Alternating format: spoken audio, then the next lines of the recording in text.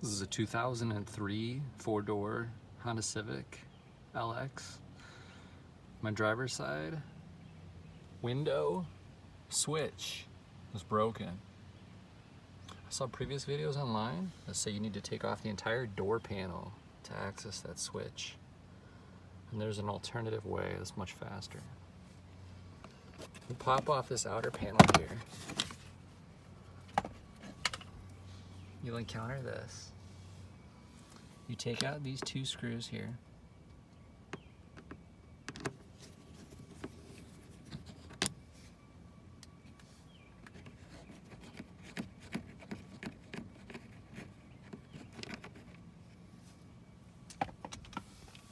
Undo the plug, which has a little push button. Get that out of the way.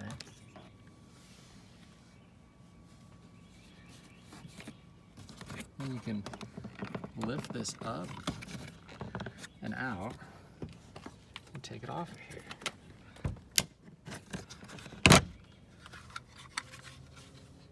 And then you can access your switch. You can take out these three screws, and then you can replace it without having to take off your entire door panel.